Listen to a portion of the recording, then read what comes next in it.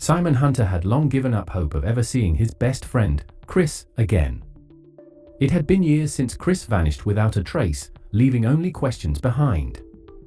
But one late night, the impossible happened. Simon's phone rang, and the voice on the other end was unmistakable. It was Chris, but not the Chris he remembered. The call was brief, cryptic, and chilling. "They're watching you too. You have to stop looking for me." With more questions than answers, Simon was thrust into a web of time-bending mysteries and dangerous secrets that could change the very fabric of reality itself. And no matter the cost, he would uncover the truth, even if it meant losing himself in the process. The last phone call. It was 2:13 a.m. when Simon's phone rang. The sound sliced through the stillness of his apartment, jagged and intrusive, dragging him from the deep sleep he hadn't realized he'd slipped into. He groggily reached for the device on his nightstand. Squinting at the screen, half expecting it to be a wrong number or a spam call.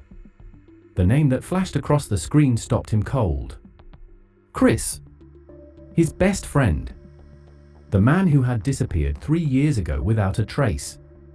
Simon's breath caught in his throat. He had waited for this moment, though he wasn't sure what it would mean if it ever came. Was it possible? Could it be Chris, calling from some distant place? Or was it something else, a cruel joke? His hand trembled as he answered the call. Chris? Simon's voice cracked, thick with emotion. There was a pause, a stretch of silence so heavy it felt suffocating. Then, a voice, low and distorted, as though filtered through static or some otherworldly interference, came through. "Simon," it whispered, hoarse and strained, "they know." "What? Who knows?" Simon's pulse quickened. The line went dead. Simon stared at his phone in disbelief. He didn't know whether to laugh or cry. The sensation in his chest was something between hope and dread, neither fully comprehensible.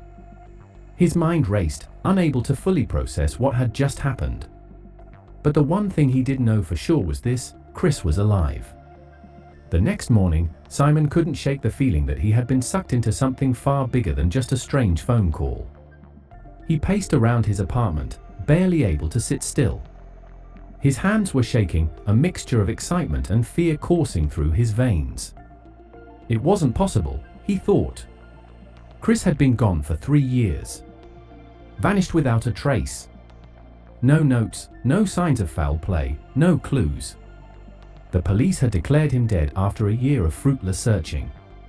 Simon had thrown himself into the case, hiring private investigators and going through every possible lead. But nothing. Now, out of nowhere, this cryptic call with those unsettling words, "They know." Who was they? And what had happened to Chris? The last time Simon had seen his friend, they were on a hiking trip in the mountains, talking about plans for the future. There had been no signs of anything unusual, no hint that something was wrong. Chris had just disappeared. Simon grabbed his jacket and stormed out the door, his thoughts racing. He had to find answers. It was the only thing that mattered. The cryptic message: by late morning, Simon found himself at the old house Chris had lived in before his disappearance. It had stood empty since the day Chris went missing, his parents long gone, the house now sold to new owners. Simon had been here a dozen times, searching for something, anything that could explain the mystery. But today, something felt different. He stood at the edge of the property, staring at the worn-out door of the house. The windows were boarded up, and the lawn had grown wild with weeds, just like the rest of the neighborhood, which had slowly fallen into disrepair over the years. Simon took a deep breath and stepped forward. The front door creaked as he pushed it open, the familiar scent of dust and mildew filling his nostrils.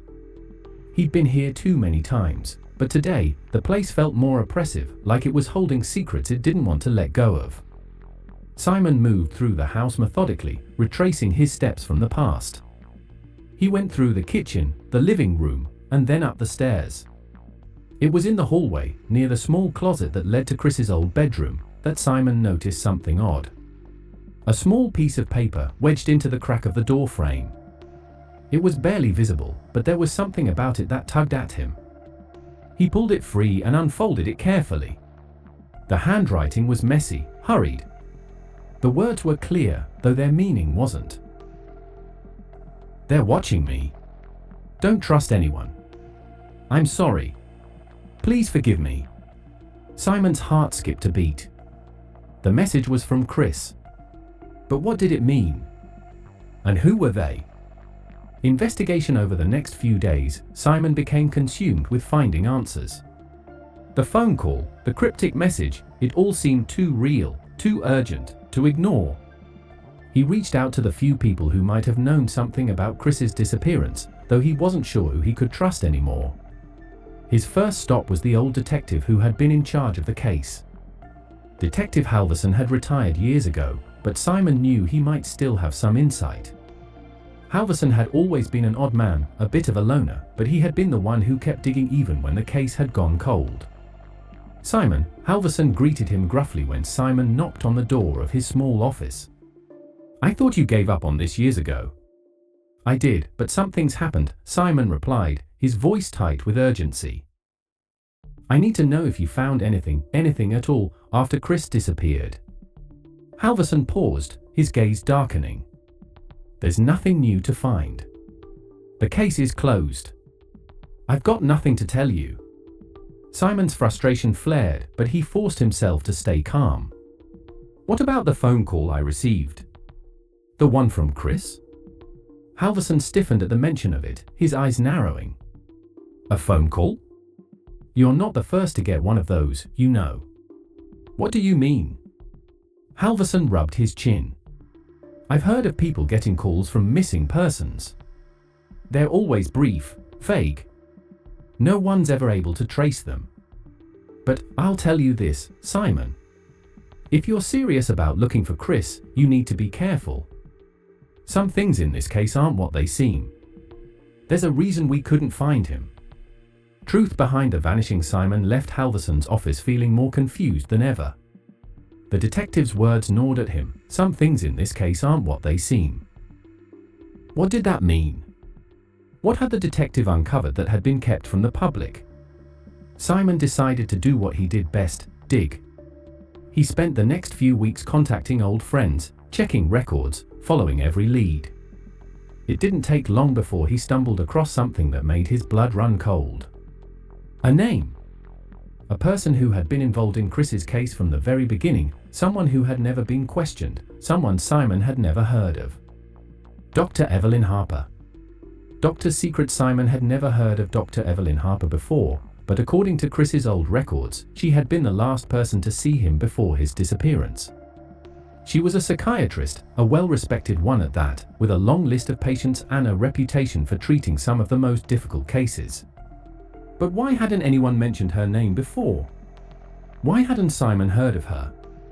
It was as though she had been deliberately kept out of the investigation.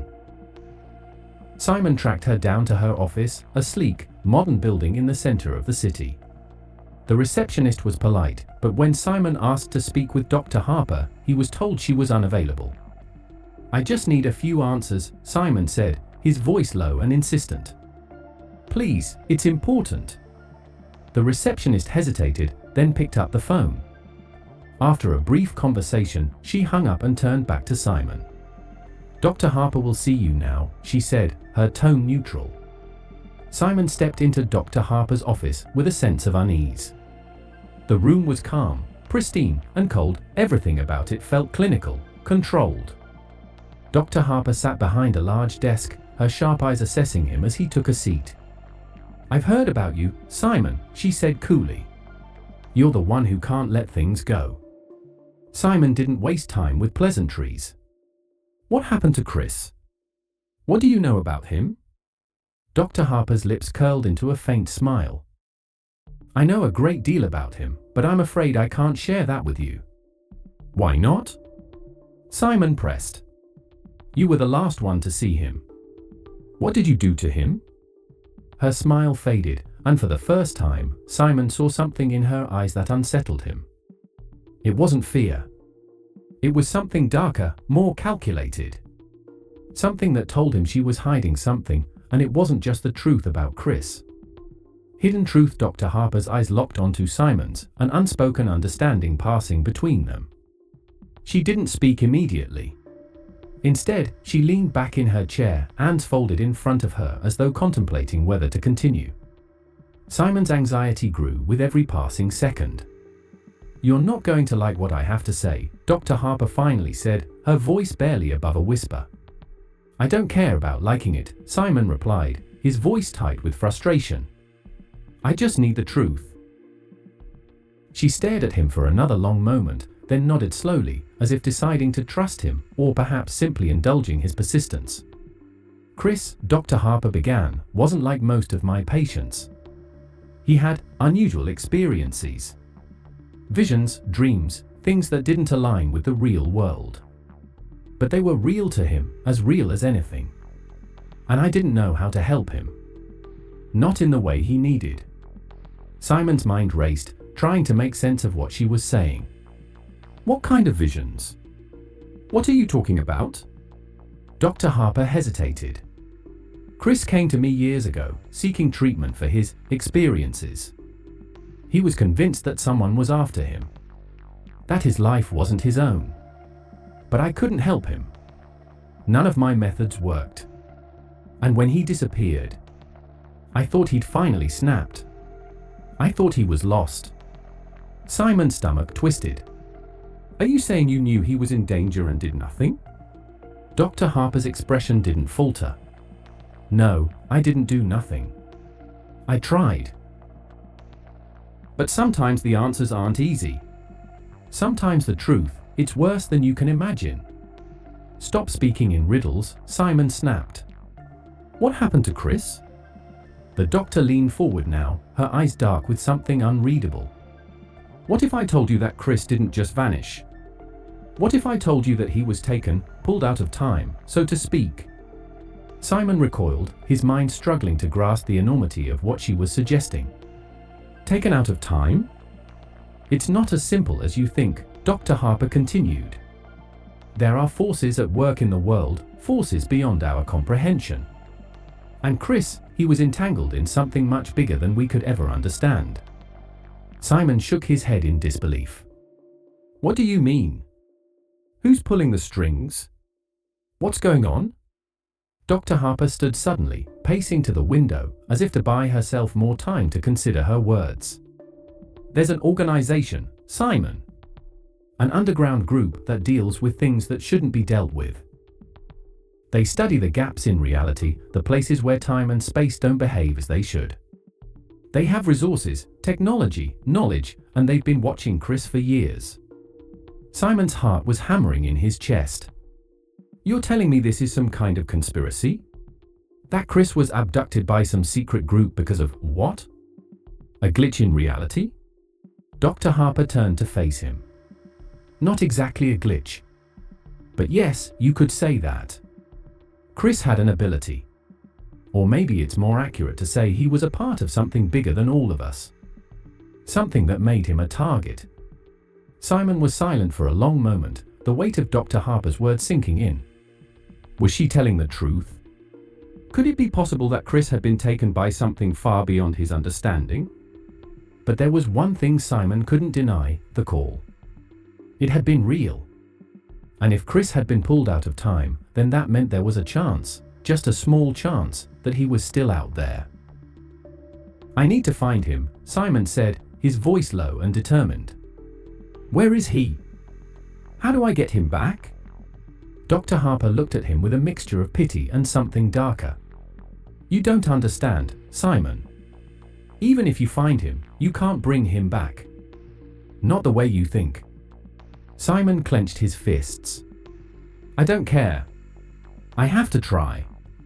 Simon's search grew more frantic after his conversation with Dr. Harper. He couldn't stop thinking about what she had said.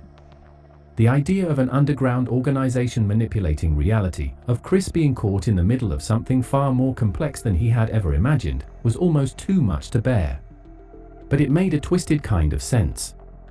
Everything Chris had told him over the years about feeling watched, about sensing things just out of reach, suddenly didn't seem like paranoia. He had to know more. He had to get to the bottom of it. That night, Simon dove into research. He scoured the internet, looking for any mentions of strange disappearances, time anomalies, and hidden organizations. But every lead seemed to end in dead ends. Everything felt like a vague whisper, a half-remembered dream. But then, while digging through an obscure forum that specialized in conspiracy theories, Simon found something that made his blood run cold. A post, buried in a thread about temporal disturbances and reality manipulation, contained a name he recognized. The name of the organization. The Keepers. Simon clicked on the thread, his hands shaking. The post was long, filled with cryptic language, but the central theme was clear. The Keepers were a group that operated in the shadows, manipulating the boundaries between time and reality.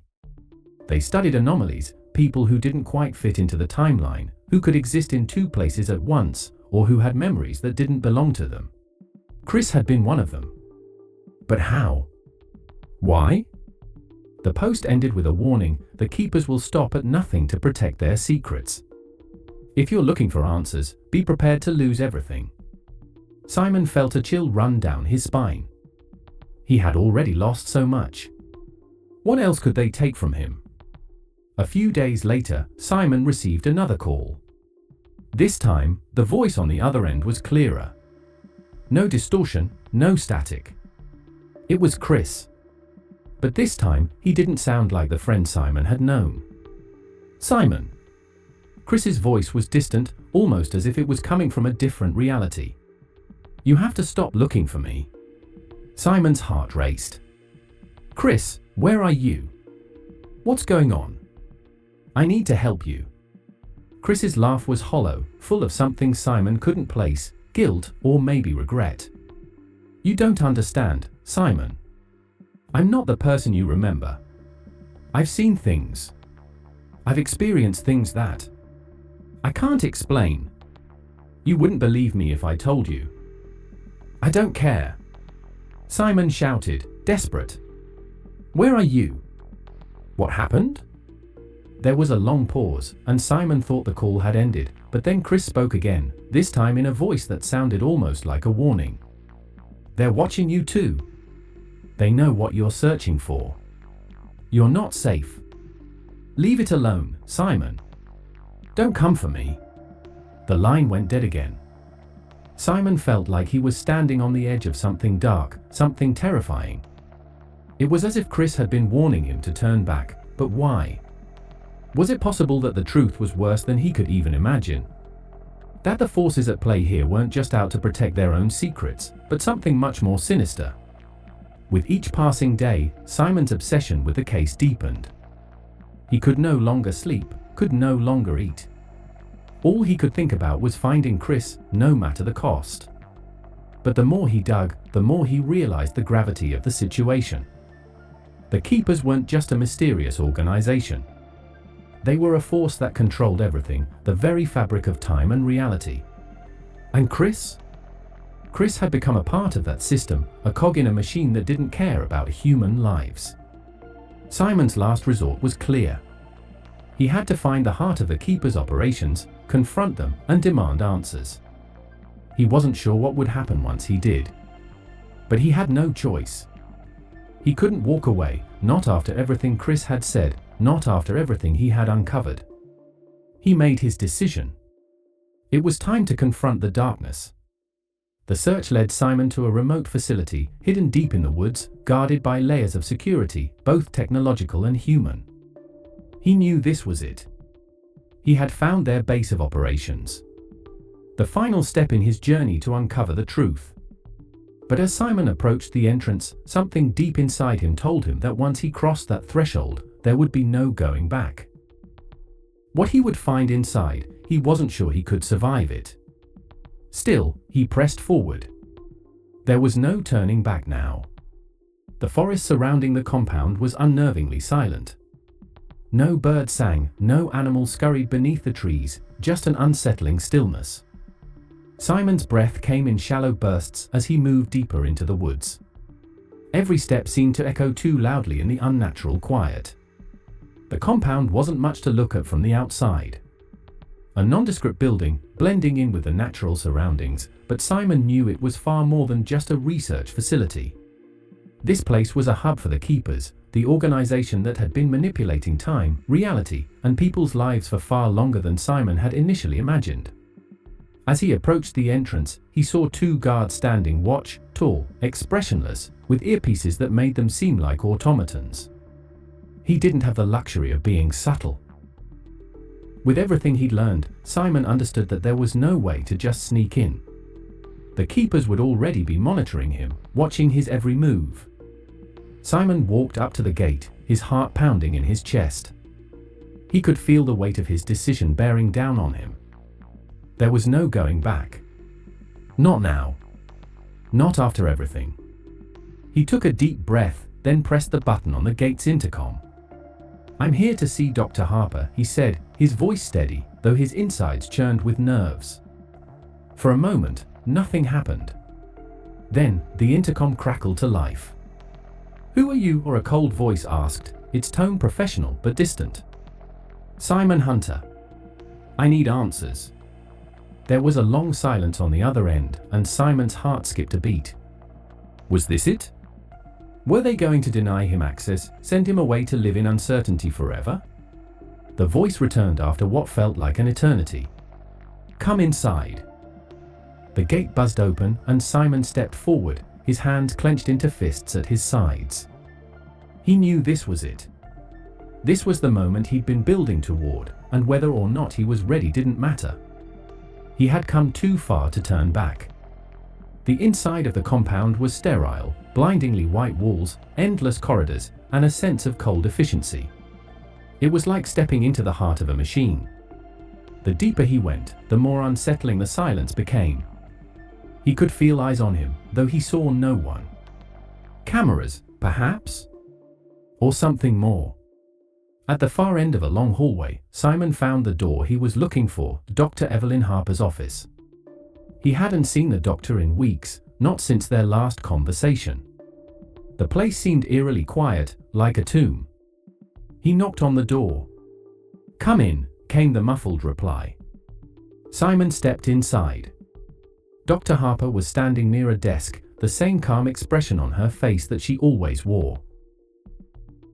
But now, there was something else in her eyes, a kind of resignation. She wasn't surprised to see him. She had been expecting him. "You made it," she said, almost casually, as though this were some normal visit. "I knew you would."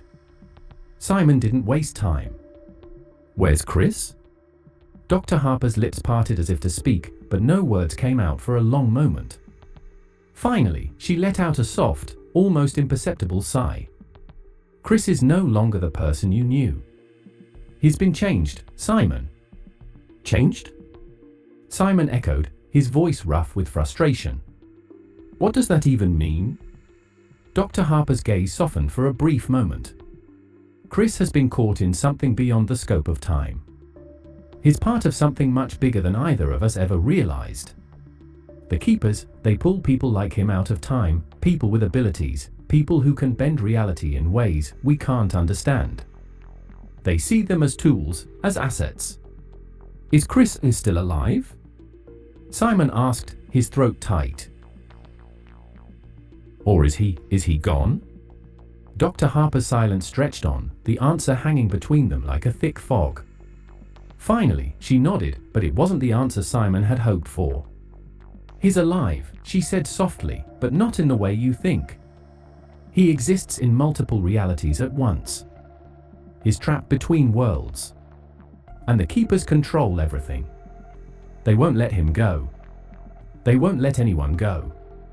Simon's mind reeled at the implications. "So you're telling me there's no way to get him back? That Chris is gone?" Dr. Harper's voice dropped to a whisper. "The truth is, Simon, you've already lost him. Not because he disappeared, but because he's never really been here. He's been part of a much larger experiment. The Keepers have their hands in everything, the fabric of reality, time itself. They've been manipulating things for decades." "No," Simon said, shaking his head. "No, I won't accept that. There has to be a way." There has to be a way to bring him back. Dr. Harper looked at him with a mixture of sympathy and regret. You don't understand, Simon. The keepers aren't just about controlling time, they control everything. And if you try to fight them, if you try to expose them, they'll make sure you disappear too. Just like Chris. Then I'll disappear, Simon said, his voice defiant. I'm not leaving here without him. Dr. Harper's face tightened. You don't know what you're asking for. Simon stood tall. I'll do whatever it takes. I've already lost too much. I'm not going to lose Chris too. The doctor didn't answer. Instead, she turned to a small panel on the wall, pressing a few buttons. The door behind Simon clicked open, and he felt a cold breeze wash over him. When he turned back, Dr. Harper was standing still, her expression unreadable. There's one last thing you need to know, Simon, she said quietly. The keepers can't be stopped by any ordinary means. But there's a doorway, a way out, hidden deep within their compound. But even if you find it, you might not like what you discover. Simon didn't hesitate. He nodded once and headed for the door. The deeper Simon ventured into the compound, the more oppressive it became. The walls seemed to close in on him. The silence was suffocating, and every turn he made led him deeper into the heart of the keeper's operations. Finally, he reached the door, a door that pulsed with an eerie energy, as if it was alive. This was the threshold, the place where time and reality collided. The entrance to something far beyond what Simon had ever imagined. As he stepped closer, the world around him seemed to bend. Time slowed, and the air grew thick with static. It was a feeling Simon couldn't explain, but he could sense that whatever lay beyond that door would change everything. His hand hovered over the handle. On the other side, there was a chance to find Chris, or perhaps to uncover the full truth about the keepers and the dark forces manipulating reality. But something deep within him told him that stepping through would mean more than just finding answers, it would mean risking everything. Simon closed his eyes and took a deep breath. Whatever the truth was, he was ready to face it. The door creaked open. Simon never came back. The authorities found the compound abandoned, no trace of him anywhere. No one ever saw him again. Some people whispered about the strange energy that pulsed from the facility and how it felt like the very fabric of reality had torn open. But others claimed that Simon's search for answers had led him to a place beyond their comprehension. And as for Chris? His name became nothing more than a memory, fading away like a dream that could never fully be remembered. But for Simon, wherever he was, whatever happened next, one thing was certain: the search for truth never ends. And maybe, just maybe, there was still a chance for him to find Chris, somewhere out there, in a world where time and space were no longer bound by rules.